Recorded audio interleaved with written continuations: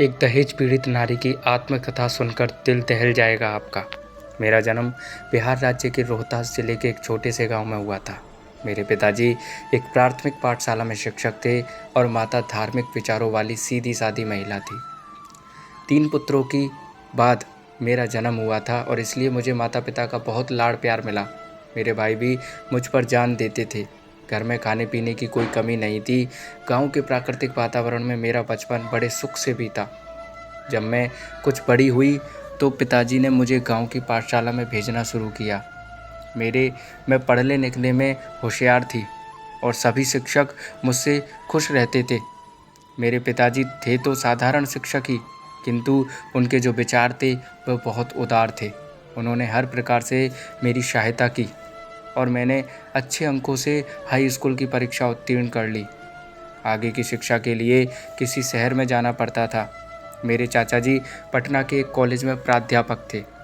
पिताजी की इच्छा थी कि मैं उनके घर रहकर आगे की पढ़ाई करूं, किंतु माताजी को यह बिल्कुल भी पसंद नहीं था। नतीजा यह हुआ कि मेरी शिक्षा वहीं रुक गई। अब पिताजी के सामने मेरे विवाह की समस्या आई।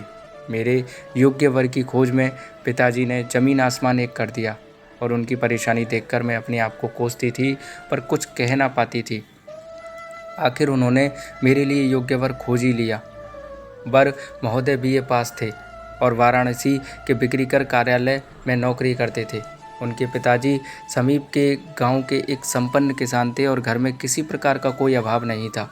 एक दिन मेरे घर के दरवाजे पर बारात आई और धूमधाम से मेरा विवाह हो गया। मेरे पिताजी थे तो साधारण शिक्षक ही, फिर भी उन्होंने दहेज में काफ़ी सामान दिया।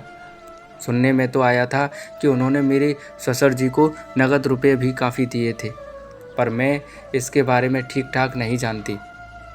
अपने घर से विदा होकर ससुराल जाते समय मुझे जो दुख हुआ उसे मैं शब्दों में प्रकट नहीं कर सकती।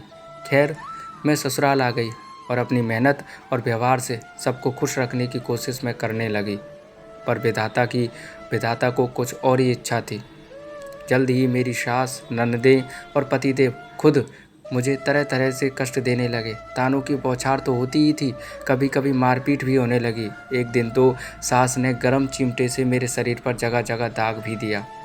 कारण एक ही था, वे चाहते थे कि मैं अपने मायके से रंगीन टेलीविज़न और मोटरसाइकिल लाकर उनकी प्रतिष्ठा बढ़ाऊं। मैंने दबी जबान से पिताजी को सारी बातें बताईं, लेकिन वे रिटायर हो चुके थे और पेंशन के सहारे ही अपना जीवन गुजर बसर कर रहे थे। वे केवल आश्वासन देते रहे, किसी प्रकार की कोई आर्थिक मदद नहीं कर सके। मैं भी उनकी व्यवस्था समझकर चुप रही।